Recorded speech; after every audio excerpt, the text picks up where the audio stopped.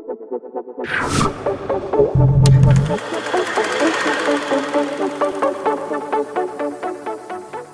then folks, so today we're going to be doing, what's a review, like an overview of the NZXT H440. I mean, I'm not going to review it really. I mean, it's been built in there for a good couple of weeks now. I'm just going to say my thoughts on it really. I'm not going to review it and give it like a gold award or anything else, I'll show you. We're not quite that advanced yet. So basically I'm just going to talk about my thoughts with this thing. And if you agree, great. If you don't, then we'll bugger off. But anyway, as I will say as well, don't forget, you are of course watching the Black Apple Studio, and of course you're free to check it. So like I said, we're going to do like an overview slash minor review, we'll call it, of the NZXT H440. So we shall have a look. Of course, obviously this is the black and red edition, and that's what we're going to show you around it. So enjoy.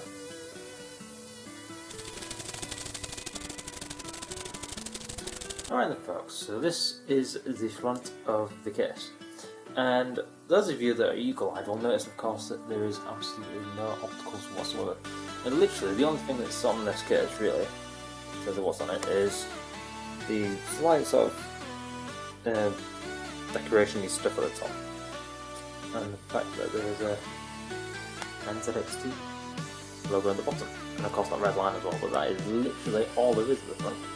I mean, these days we don't really use opticals these days. I mean, what's the point? Generally you just use external one, like a USB one as well. And we're going to get around to that in a second. Of course there is some USBs on the top as well, some other bits and bobs. But yes, what we shall do, we should get around to the roof next. However, I'm going to take apart the front of the case, as I generally do. I've got a little anecdote for that. Click on this on.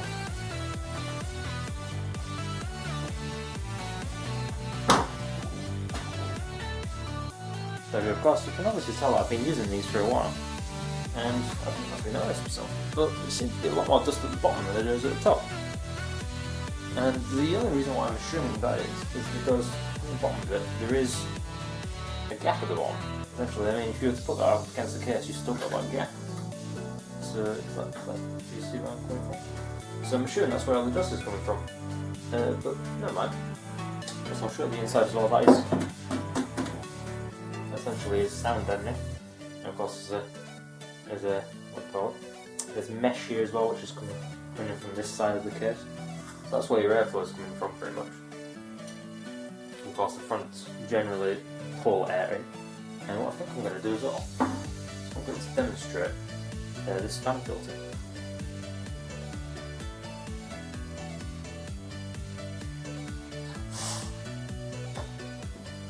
So what's really good about these sort of things generally is I'm just going to zoom you out a little bit more. Well, literally all I can do. Obviously this is completely entirely different.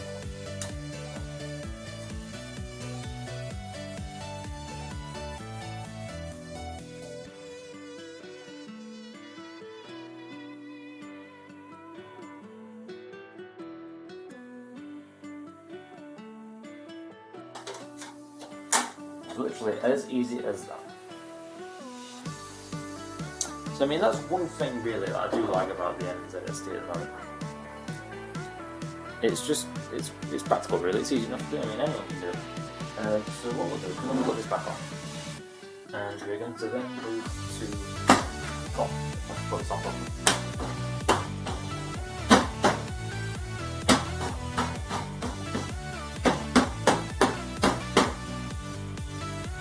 So to the top we go.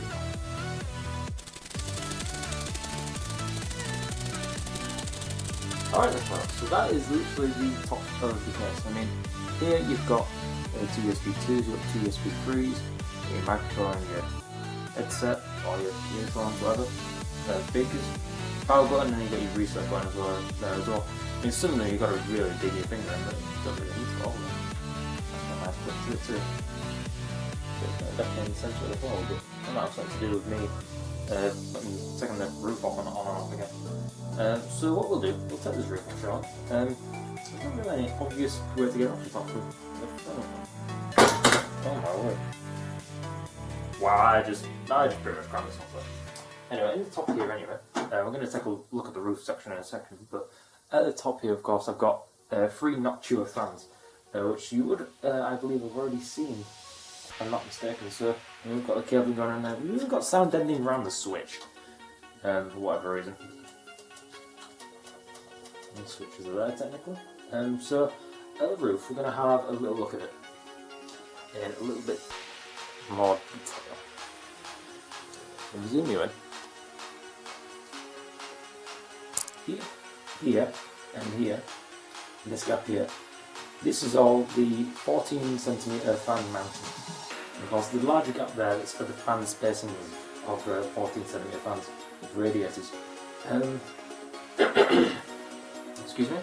So the fan spacings for radiators for 14cm radiators hasn't actually been standardised yet. Of course, I like to use 20mm spacings between the fans, and pretty much every other manufacturer likes to use 15cm fan spacing. So that's why there's this big massive gap there. So I'm assuming you can just see, yeah, you can just see that. It's fine. So of course, 360mm radiator support, and then 280mm radiator support, so 214cm fans. The same applies to the front as well. However, there's a much more space for radiator in the front compared to the top. So next what we're going to do is I'm going to show you this, of course, so the same mountings as we do at the front, with the sound deadening as well. And we've got the one and only, we've got 2 vents here for exhaust, pretty much. I mean, it is part of the push range, so that's why it's not got such a good exhaust. This is designed for quietness, not for performance. Or both really, because it does look like a performance case. And I'm just going to zoom you out again slightly. So yeah, that is the roof pretty much. And what we're going to do now is we're going to move on to the rear. Right then folks, so this is the rear of the case. So here, of course, we've got external water cooling, a bit more vents here, not really needed, but I mean, if you're going to really be using these vents, this is you're not going to be water cooling really, because, I mean, amazingly, I don't really want to see anyone using these external water tubes. I mean, if you've got some sort of serious project with multiple PDs or something, maybe you use them. I mean, if you've got one of the water cooler things in here, obviously, you shouldn't be using these at all really, because you've got enough radiator capacity. So obviously we've got an unusual fan design here, and normally this is actually quite normal for NZXT cases. Sorry, so essentially with this design, obviously you can see that's up and down the screw mounting thing. You can actually move it, the fan up and down. So essentially, if you move it all the way up, you can take more heat out of the top, which is beneficial as well. So of course we've got a very unusual, well I won't say unusual, but not very regularly seen sort of power supply mount. Essentially what we have here is, if I just screw it a bit more,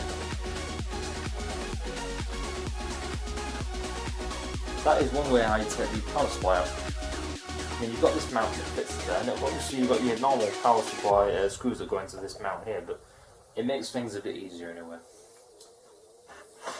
And it especially makes up the failure design of the front.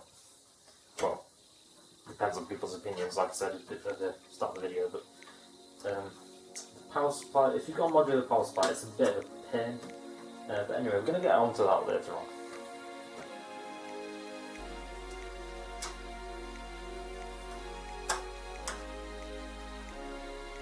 Of course, later on as well, I'm going to show you exactly what this button does. It's pretty cool, it's a very handy feature, it's on all NZXT cases these days, apart from the really budget ones. But yeah, what we'll should do now is we shall look at the side of the case, or the motherboard side of the case, we'll say. Alright then folks, so this is the motherboard side of the case. So of course here, obviously we've got a nice big window. It's got a few marks on it, but we've got a nice big window, which is rare these days really, but I'm glad we've seen it. And normally in some cases this would be classed as too big. Because we've got the power supply cover, I mean it makes it look much better really in terms of appearance. you don't have, you're not going to see all the cables and stuff. I mean, all the cables you can see there is the graphic card ones. A nice saddle one that I just sort of bodged in.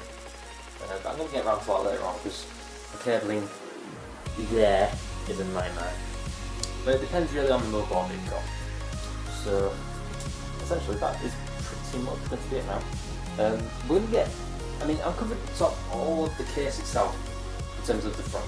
Now we're going to get into the nitty-gritties later on. Hence why I'm not going to take this panel off yet. So we're going to move to the back now. And then afterwards we're going to move into the front view.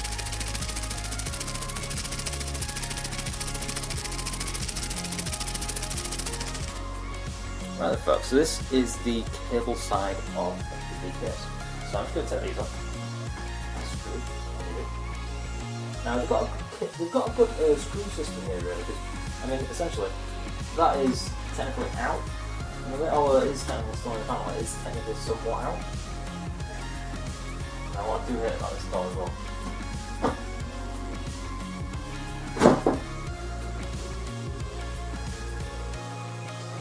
I'll just show you that. Quite simply, see the marks there? There is not enough room behind the motherboard tray. It says it's up to 2.5 centimeters with a minimum of 1.5 centimeters. It's not enough room. It's just not enough room.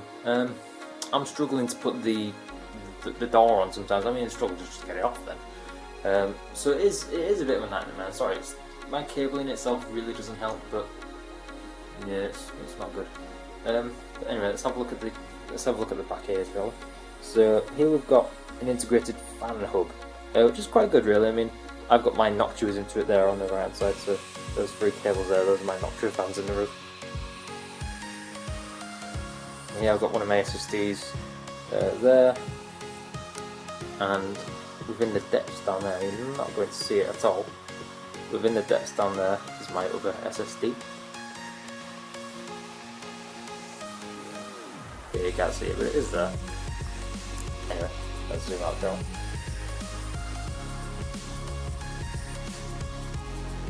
Yeah, you got a nice big cable cut out there clearly, and we've got some cable routing holes, and you've got to make sure your cables are long enough for this as well. So let's have a look essentially. So obviously that's all sound engines is that, which is also very handy.